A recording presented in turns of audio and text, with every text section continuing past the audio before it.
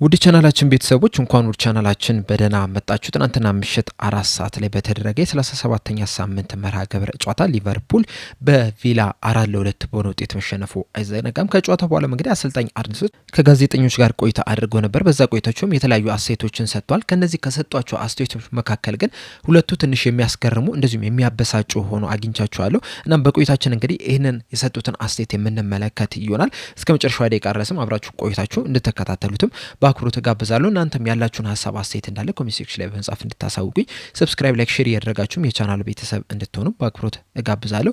አሁን በቀጥታ ወደ ፕሮግራሙ የምናመራ ይሆናል። አብራችሁን ቆዩ። ምሽት 4 ሰዓት ላይ በተደረገው ጨዋታ ሊቨርፑል በአስቶን ቪላ 4-2 በሆነው ውጤት መሸነፍ ችሏል። ከጨዋታው በኋላም አሰልጣኝ አርነ ስሎት አስገራሚ የሚባል አስተያየትን ሰጥቷል። በእርግጥ ይህ ሲሆን ለመጀመሪያ ጊዜ አይደለም። በተለይ በዚህ ሲዝን ሊቨርፑል በብዛት በተሸነፈበት የውድድር ዘመን ላይ ተመሳሳይ ነገሮችን ከዚህ ቀደምም ስንመለከት ነበር። በትናንትናው ጨዋታ ላይም ይህንን ነገር ነው ያጋጠመን።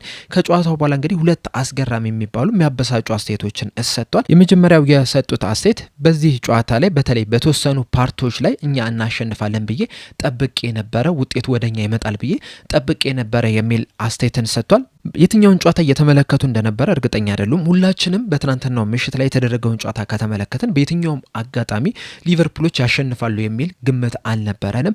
በእርግጥ በተለይ የመጀመሪያው አጋማሽ ላይ ከ15ኛው ደቂቃ በኋላ ለተወሰኑ ደቂቃዎች ኳሱን መቆጣጠር ችለው ነበር። እንደዛም ቢሆንም ግን ብዙ እድሎችን አልፈጠሩም፣ ብዙ ሙከራዎችን አላደረጉም። የሞከሯቸው ሙከራዎችን ቢሆኑ ደግሞ አብዛኞቹ ኢላማቸውን የጠበቁ ሙከራ አይደሉም። እንደዚሁም ደግሞ ትልልቅ እድሎችንም በመፍጠርም ረገድ አስቶን ቪሎች በጣም የተሻሉ ቡድን የነበሩትና በዚህ ጨዋታ ላይ ሊቨርፑል ኳስ በመቆጣጠር የተሻለ ቢመስልም በአብዛኞቹ ነገሮች ግን አስቶን ቪሎች ነበሩ የተሻለ የነበሩት። እንደዚሁም ደግሞ ተጨማሪ ጎል ለማስቆጠር ራሱ ቅርብ የነበሩት አስቶን ቪሎች ናቸው እንጂ ሊቨርፑሎች አይደሉም። እንደውም ተጨማሪ አንድ ሰዓት ራሱ ቢሰጣቸው ኖሮ ሊቨርፑሎች ተጨማሪ ጎል ያስቆጥራሉ ብዬ አላስም። ይልቁንም አስቶን ቪሎች ያገኟቸውን አጋጣሚዎች ቢጠቀሙ ኖሮ ምናልባትም ይህ ጨዋታ 7-2 8-2 ሊጠናቀቅ የሚችልበት ከፍተኛ እድል ነበረውና ሊቨርፑሎች በየትኛውም አጋጣሚ በየትኛውም ሰዓት እንግዲህ ይህንን ጨዋታ ለማሸነፍ ጥሩ ደረጃ ላይ አልነበሩም። አሰልጣኝ አርነ ስሎት ግን በተወሰነ የጨዋታው ክፍል ላይ እኛ እናሸንፋለን ብዬ ጠብቄ ነበረ የሚል አስተያየትን ሰጥቷል። ምናልባት ጨዋታውን ባናይ ኖሮ ልንቀበል እንችል ነበር፣ ነገር ግን ጨዋታውን ያየ ሰው ግን ይሄ ውሸት እንደሆነ በእርግጠኝነት መናገር ይችላልና በጣም አስገራሚ የሚባል አስተያየት ነው ብዬ ነው የማስበው። ሌላኛው የሰጠው አስተያየት ደግሞ አውቃለሁ በዚህ ሰዓት ላይ ብዙ ሰዎች እኛ ላይ እምነት የላቸውም፣ በቀጣይ ሲዝንም የተሻለ ይሆናል ብለውም አይጠብቁም። ነገር ግን ደግሞ ዝውውሮች ነገሮችን ሊቀይሩ ይችላሉ፣ አዲስ ጅማሬዎች ነገሮችን ሊቀይሩ ይችላሉና በክረምቱ የዝውውር መስኮት የተለያዩ ተጫዋቾችን አምጥተን በቀጣይ ሲዝን የተሻለ ቡድን መሆን እንችላለን።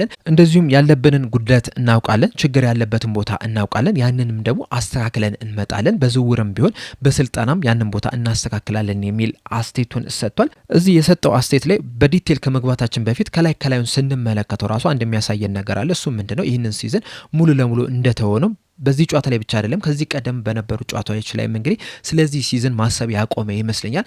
ምክንያቱ ስለዚህ ሲዝን ማሰብ ባያውቁም ኖሮ ቡድኑ ከዚህ የተሻለ እንዲሆን ከፍተኛ ጥረት ያደርግ ነበር። ነገር ግን አሁን ላይ ምንም ጥረትም እያደረገም አይደለም የሚገኘው። ይህንንም ደግሞ በተጫዋቾቹ በደንብ እየተመለከተ ነው የምንገኘውና አሰልጣኝ አርነ ስሎት ይህንን ሲዝን ሙሉ ለሙሉ ትተውታል ማለት እንችላለን። በመቀጠልም ግን ጠለቅ ብለን ያለውን ችግር ስንመለከተው በመጀመሪያ ደረጃ የዝውውር መስኮት ውስጥ የሊቨርፑል ችግርን ይቀርፈዋሉ የሚለው ነገር መነሳት መቻል አለበት። ምክንያቱም በዚህ ሲዝን ሊቨርፑሎች አንድ ቦታ ላይ አይደለም ችግራቸው።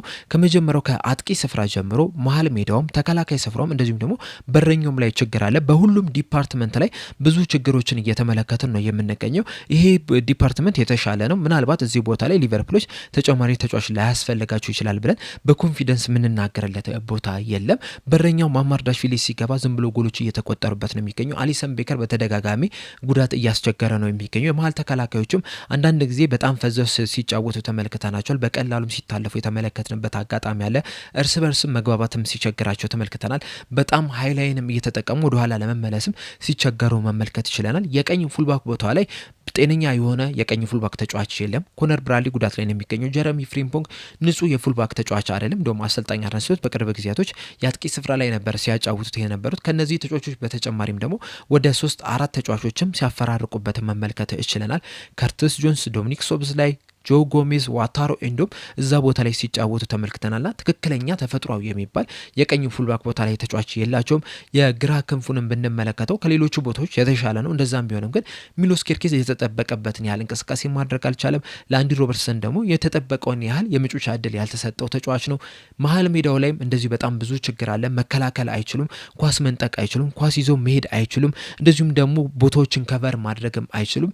አሌክስ ማካሊስተር በዚህ ሲዝን እንግዲህ በቀላሉ እየተገፋ ኳሶችን እየተቀበሉት ነው የሚገኙት። ኳሶችን እንዳምናው ማሰራጨትም ማቆሟል። እንደዚሁም ራያን ግራቨንበርክም ባለፈው ሲዝን 6 ቁጥር ቦታ ላይ ነው ሲጫወት የተመለከተው። በዚህ ሲዝን ግን ወደፊት እንዲሄድ ነጻነት ሰጥተውታል አሰልጣኙ። በዛ ምክንያትም እንግዲህ የሊቨርፑል ተከላካዮች ከመሀል ሜዳው ከዚህ ቀደም ሲያገኙት የነበረውን ሽፋን ወይም ከለላ አጥተውታል። በዛ ምክንያትም ተጋላጭም ሆኗል። በቀላሉም እየታለፉ ነው የሚገኙትና መሀል ሜዳውም በጣም ትልቅ ችግር አለበት። ዶሚኒክ ሶቦዝ ላይ በጣም እየተሯሯጠ ነው፣ ከፍተኛ ጥረት እያደረገ ነው። ነገር ግን ደግሞ አንዳንድ ጊዜ ደግሞ ዝም ብሎ መሮጥ ራሱ ዋጋ እንደሌለው ማሰብ መቻል አለበት። አሁን ለምሳሌ በትናንትናው ጨዋታ ላይ ብቻውን ነበረ ፕረስ ሲያደርግ የነበረው። በዛ ሰዓትም ደግሞ አስቶን ቪሎች በቀላሉ ይህንን ተጫዋች ሲያልፉት መመልከት እችለናልና አንዳንድ ጊዜ ቆም ብሎ ማሰብ መቻል አለበት ምን ማድረግ እንዳለበት።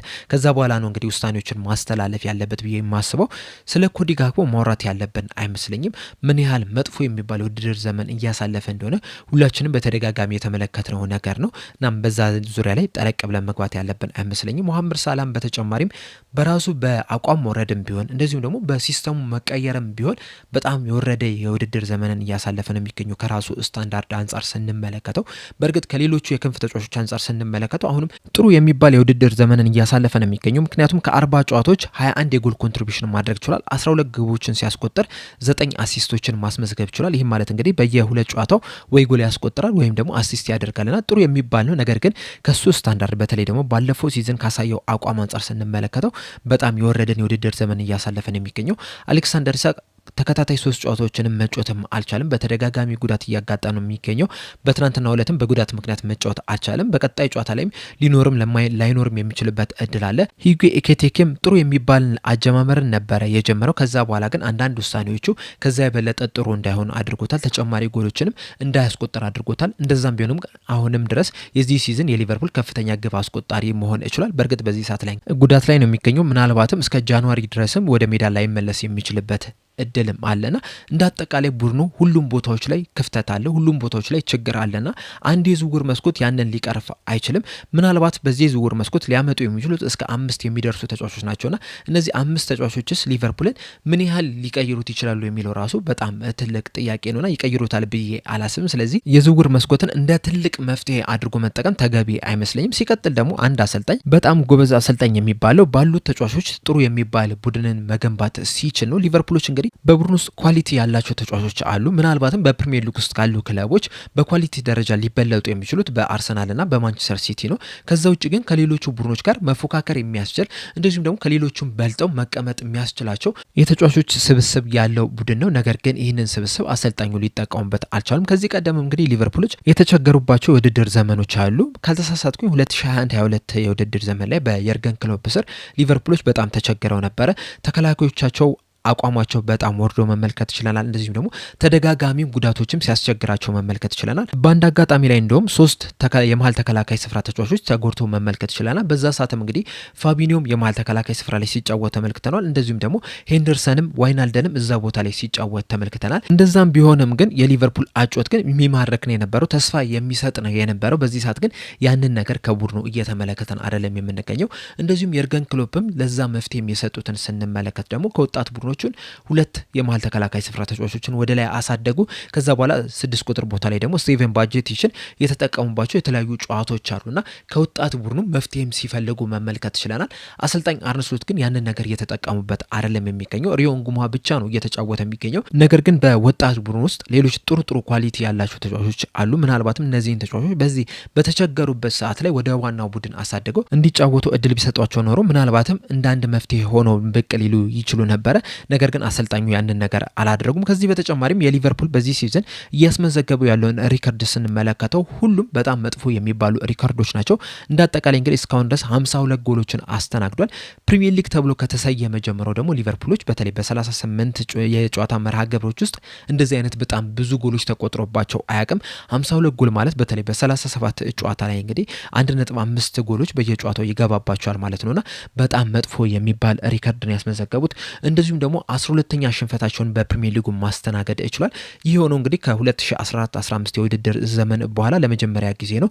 በዛ የውድድር ዘመንም እንግዲህ አሰልጣኝ የነበሩት ብሬንደን ሮጀርስ ናቸው። አሰልጣኙም እንግዲህ ከጥቂት ወራት በኋላ ከስራ መሰናበታቸው አይዘነጋምና ምናልባትም አሰልጣኝ አርነ ስሎትም ተመሳሳይ ነገርም ሊገጥማቸው የሚችልበትም እድል አለ። እንደዚሁም ከጨዋታው በኋላም ኦሊ ዋትኪንስ የሰጠው አስተያየት እንግዲህ አሰልጣኝ አርነ ስሎት ላይ ትልቅ ጥያቄዎችን እንድናነሳ ያደርገናል። በምንድን ያለው በሰጠው አስተያየት በዚህ ጨዋታ ላይ ብዙ እድሎችን እንደማገኝ እርግጠኛ ነበርኩኝ። ምክንያቱም ሊቨርፑሎች በጣም ሃይላይን ነበር ሲጠቀሙ የነበሩት። እንደዚህ አይነት ሃይላይን ስትጠቀም ደግሞ የኦፍሳይድ ትራፖችን ማዘጋጀት መቻል አለብን። ነገር ግን ሊቨርፑሎች ያንን ነገር ሲያደርጉ አልተመለከትናቸውም። በጣም ዲስጆይንትድ ሆኖ የነበሩት በዚህ ምክንያቱም ብዙ እድሎችንም ማግኘትም ችያለው የሚል አስተያየትን ሰጥቷል። ይህም የሚያሳየው ደግሞ የመከላከል መዋቅሩ ላይ በጣም ትልቅ ችግር እንዳለ ነው። እርስ በርስ መግባባት እንዳልቻሉም የሚያመለክት ነው። በተለያዩ አጋጣሚዎችም በጨዋታ ላይ የተመለከትነው ይሄን ነው። 3 ተጫዋቾች በጣም ወደፊት ሲሄዱ አንድ ተጫዋች ግን ወደ ኋላ ቀርቶ ይህንን የኦፍሳይድ ትራፑን ሲያበላሽ መመልከት ይችላል። ኦሊ ዋትኪንስ ያስቆጠራትን 3ኛ ግብ ስንመለከት ራሱ ለዚህ ትልቅ ማስረጃ አለች።